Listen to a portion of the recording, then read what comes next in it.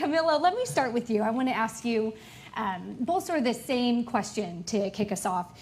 How do you approach the customer? How do you think about acquiring, retaining, keeping that customer? For you, what is sort of that key component? Sure. We are obviously a professional sports league, so fans engage with and consume our product in a variety of ways. They'll come to our stadiums, they'll watch on television, they'll play fantasy, they'll watch highlights on the go. So across all this, we take a very fan-first approach, and we focus on fan needs, those of our core fans and those of the fans that we would like to become fans. So it touches on things like the quality of product, what we actually have on the field, what it looks like on television. Do we have the right camera angles? Do we have the right lighting? We look a lot at the quality of experience, what the stadium atmosphere is like, how consumers feel leaving our venues. And we also look at emotional connections with clubs, which is a big driver of why people go to games. But at the core of all of this, we firmly believe that if we can meet the needs of our fans, we'll continue to grow and be successful. Yeah, I totally agree. And for Chipotle, you know, we have two guests, if you think about it. There's one who's coming through the line and purchasing product, and then there's another one who's serving those folks who are coming in the lines, who are our team members in our restaurants.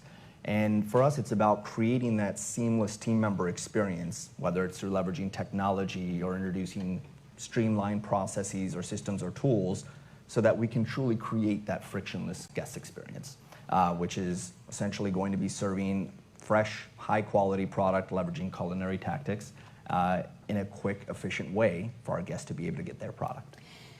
Both of you have mentioned technology throughout some of those answers. And Horace, I want to do a follow with you because in our conversations backstage, you said that there's a big difference between adding technology for the sake of it, it's a buzzword, it sounds really cool, versus value add technology. Yeah. What is value add technology for you? Great question. Yeah, the two buzzwords are technology and innovation, Yeah. right? Everybody's saying those today, but what does that mean for Chipotle?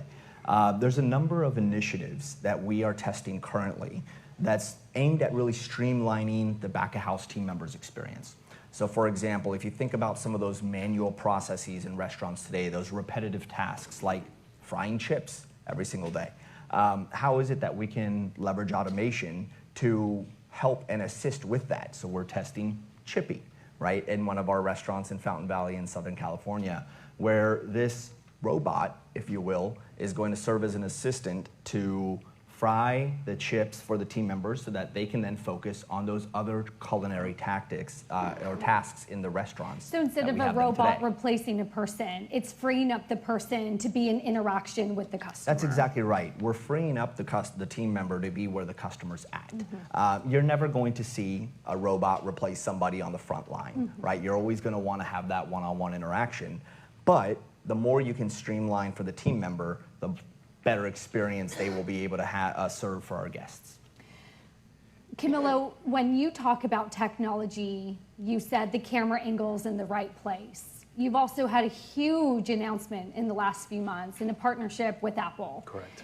If you're not on a streaming service, you're no one. That's what we keep hearing. What does Apple bring you? What do you bring Apple? You know, we're bringing one of the best soccer leagues in the world, and we've made a lot of progress in our 28 years. But Apple's bringing technology that really is going to make it easier for fans to access our product, to watch our games, to watch content. We announced in June a 10-year partnership, and we're working alongside them, not to build robots, but to build a streaming service that will be accessible with a single subscription. Every single Major League Soccer game will be accessible, along with MLS Next Pro, which is our development league, MLS Next, our academy league, and a new tournament we're launching with our partners at Liga MX, the league in Mexico. It's a single subscription, available worldwide, no blackouts. And so if you think about the fan experience, if I'm a New Yorker and I travel to Argentina or France, often sports fans have to look for who is broadcasting my team locally, if they're broadcasting it. And so I think the idea of having a single place where fans can go to watch our games is really exciting. And to your point, our fans are already there. 83% of Major League Soccer fans are already streaming live sports on a weekly basis. So we're really excited to provide that service and think about new opportunities as well. We're the most diverse league in the world. We have players from 82 countries. So the idea of delivering every single match and having fans around the world follow their favorite players from their geographies is exciting for us. So you said a few things in there. One was when you think about accessibility, meeting the customer where they are, the NFL owns a day of the week. You can't think of another sport that has a full day. Yeah. How do you penetrate that? And then you also talk about blackouts. We can't watch our Niners when we're here in New York. So how do I watch the team that I want and it's available no matter where I am? Sure. You know, you're talking Sunday. The NFL owns Sunday, and that didn't happen overnight. If you think about it, it's about building rituals and habits and having people wake up on Sunday mornings and know exactly what they're going to do because it's almost habitual. And the challenge for a lot of growing sports leagues is the days in which they play and the kickoff times are often dictated by available TV windows. And so you end up playing one week on Saturday at 7 p.m. and then the following week you play at Wednesday at 9 p.m. as an example. And it's really hard for fans to follow and build those rituals and build those habits.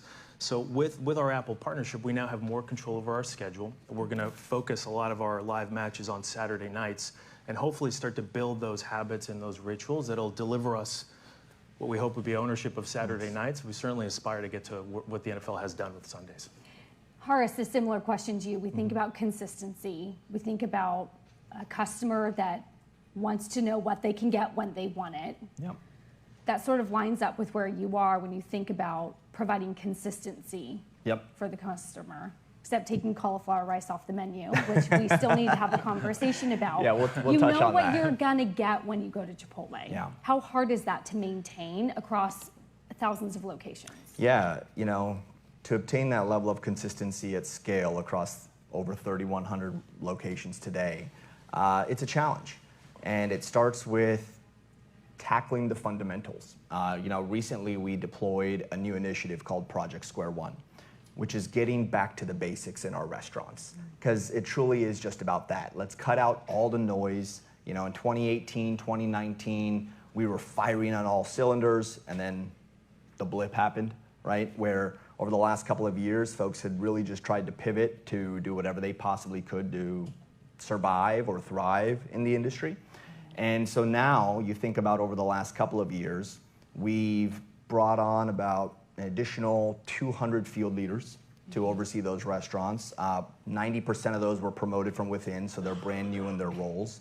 We've had a number of new general managers at our restaurants, and we couldn't think of a better time to deploy this new initiative, tackling the fundamentals of the business, which is preparing and serving high-quality, fresh culinary food, available 100% of the time from open to close, and delivered very quickly for our guests. And so to reach that level of consistency, you really had to just break it down and bring it back to those basics. And that's exactly what we're doing right now to be able to maximize that at scale.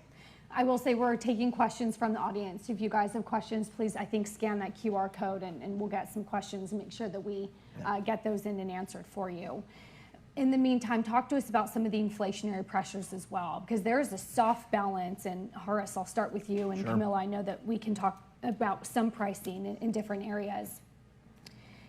How pinched is the consumer? Are they willing to pay a little bit higher prices, a lot higher prices? Do they push back? How do you know when the consumer is starting to push back and say, I'm sort of getting at the max in terms of the price increases, because you don't want to drive that customer away? Yeah, you know, I don't know if we felt that last part as much, because we really do believe our value proposition is really strong, right? If you think about across the fast casual industry and even the grocery retail stores, right? Everyone's probably experienced anywhere from a 10 to 20 to 30% price increase over the last couple of years. And we've really had to do the same to help offset some of the price increase or some of the inflationary increases across commodities and even labor. But that average $9 to $10 chicken burrito filled with fresh quality ingredients that you can pronounce, all 53 of them. Well said. Yeah. Made with culinary tactics, served by real people who are truly purpose-driven. Customers feel that, and they experience that, and they're willing to pay that price. And so, you know, I get that there's a lot of pressure points placed on the guests. However, if they really do feel there's value in that product, which Chipotle offers, they're going to continue to come back for more so long as that experience is consistent. We do have some questions. So I have a follow-up on you as well in terms of pricing and a million different clubs. So how do you do that? How do you measure your companies as brands? What are some of your metrics? That's a good question. When you think about as a brand, is it being known as Chipotle? Is it being known by the ingredients? Is it being known for being the only place where you can go to get a great soccer game? How do you sort of measure if the brand is successful? You? Me? No? We can take it. Yeah, look, for Chipotle, it's really about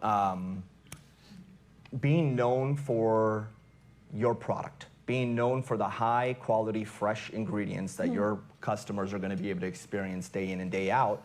And it's also being known for being purpose driven. You know, our mission is to cultivate a better world in all facets, not just from our team member experience or the people that we do bring on and into the organization, but also to our farmers, how we're able to further support their needs and their wants so that we can ensure that we have an incredible ecosystem from farm to table, so to speak. You have an interesting take on this because you're in a Major League Soccer as a brand, but you're different football clubs as brands. Yeah. And there are different audiences for each of those different football clubs. Correct. How do you do all of that?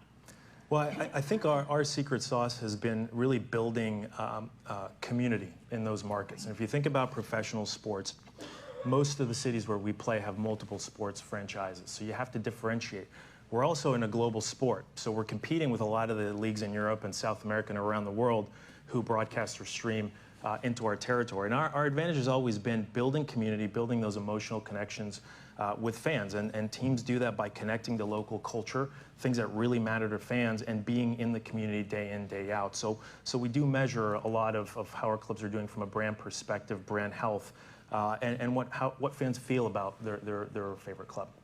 That's awesome. Is it bottom down, I like soccer, so I'm going to find a club in my area? Or are you making sure the strategy is, I love this person and this soccer player, therefore I'm involved in the club, and then therefore I love Major League Soccer? We get fans from a variety of places. In a couple of weeks' time, the FIFA World Cup will kick off, and that'll take over this country.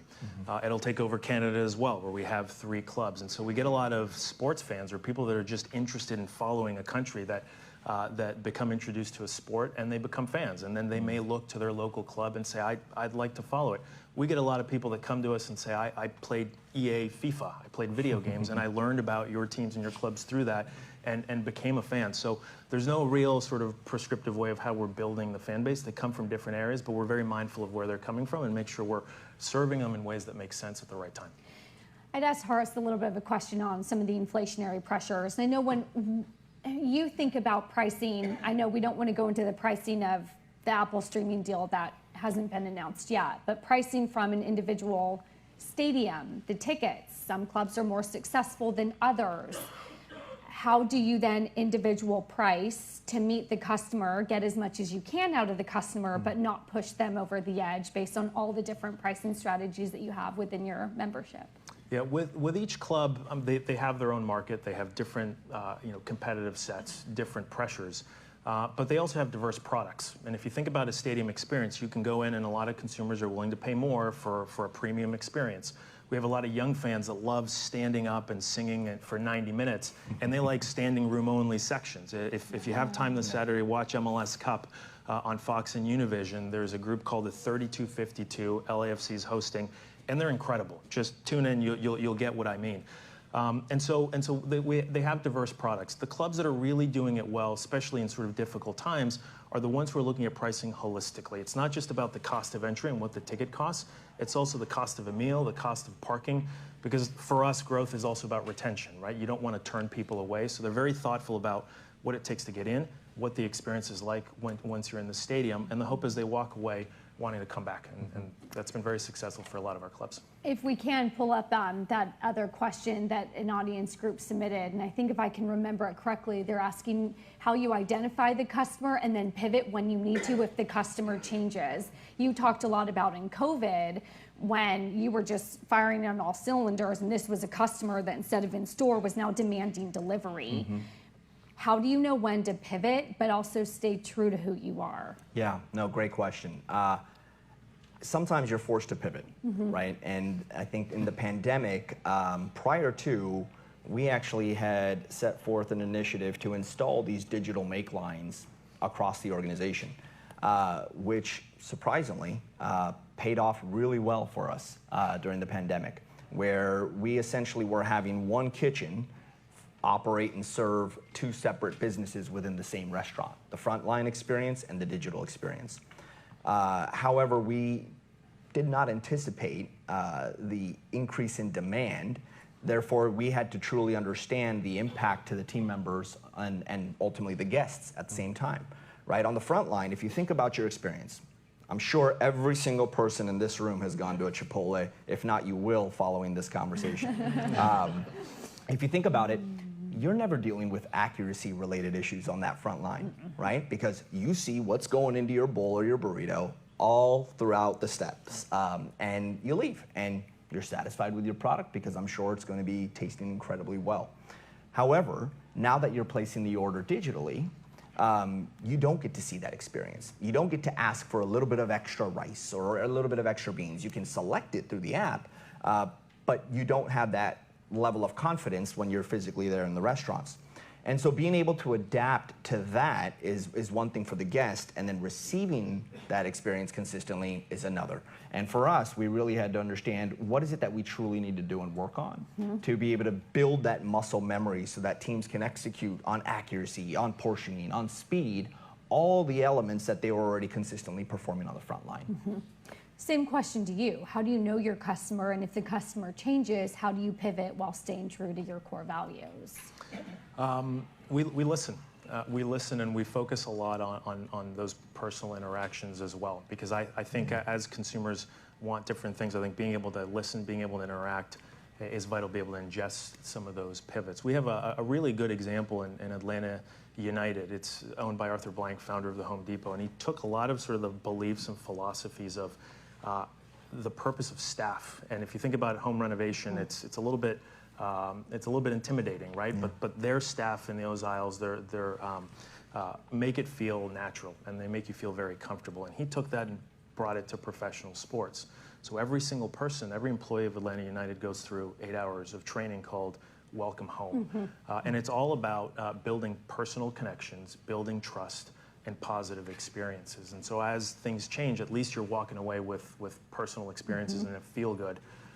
And a relationship, which ultimately you can turn into a dialogue and learning. I love that. I think that leads us nicely, because we've talked a lot about the tech aspect of it, the pricing aspect, and now we can kind of fold into the people aspect of it as well. One of the people questions here that we're getting is a big focus of how do you build brands with women. When you think about sports, traditionally has been men, but women are full-fledged into it, you know. How do you sort of build your brand with them? And I think we can talk about the similar question with you, maybe more sustainability and key focus of what people are really asking you, but maybe start about your customer and a pivot maybe into being a more diverse audience. Well, I think naturally soccer has a very diverse audience. We're one of the most diverse and leagues in the world from an audience perspective. But we also have focused a lot over the years on this mantra, soccer for all. We want to be inclusive. We want people to feel welcome in our stadium environments, and we've done a lot of work to make sure that's the case. I mentioned earlier the group at LAFC, our Los Angeles Football Club, that sits behind the goal. They're called the 3252s. If you stand in front of it, it's a mix of men, families, pride flags. People bring their kids, 2-year-olds, 3-year-olds. I was there a few weeks ago. And it really is consistent across the league. It's an inclusive, welcoming environment where fans belong. Question you maybe more on a sustainability Sure. Question. Is that what customers are demanding, or are you offering that because you're anticipating the customer in the future will want it? I think there's a combination of both there, right? At our core, about, like I said earlier, cultivating a better world, we're really looking to see what we can do from a sustainability aspect across all facets, right? I talked a little bit about the farmers, that if you think about over the last 5 years, there's been a reduction in about 40% of farmers more than there has been on gains. And if you think about the future of food and how can we responsibly help support not only our suppliers, but also our farmers, we're really thinking about what else is there that we can do. So we've committed, I think it's around $5 million over the next 5 years to try to help that next generation of farmers and cultivate that experience so that it can be taken into account not only from a sustainability aspect, but also growth mindset.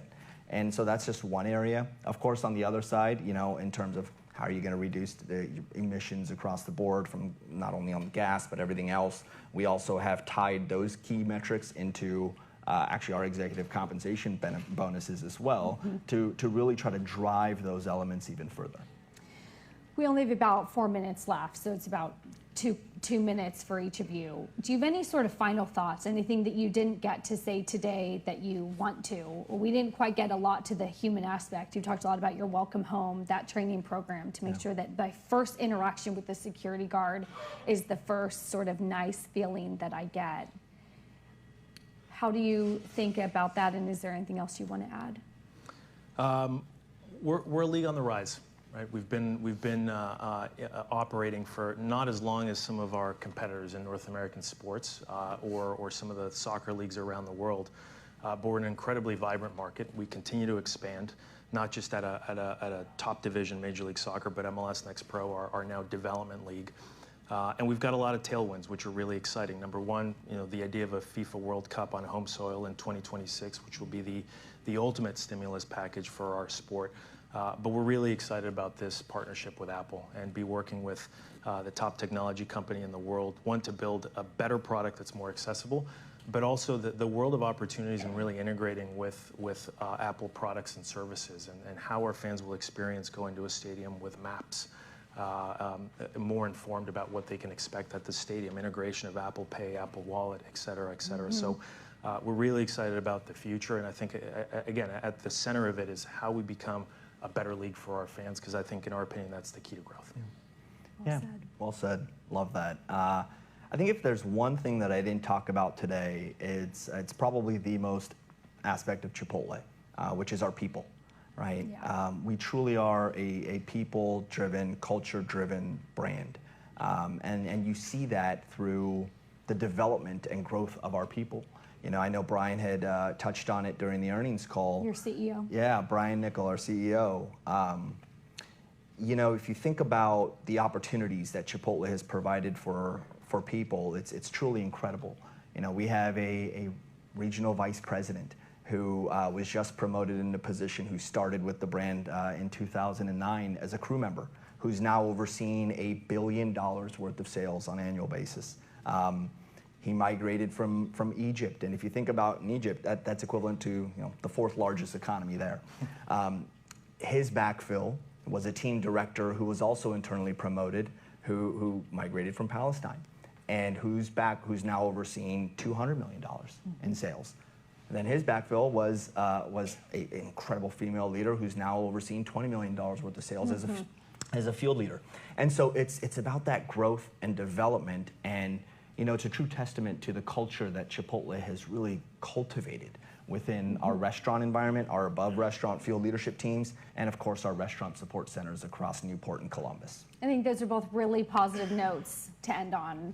I learned a lot. I'm waiting until you own Saturday night. I'm rooting for you. You're invited. And you're going to be invited. owning all the burritos. Really appreciate it.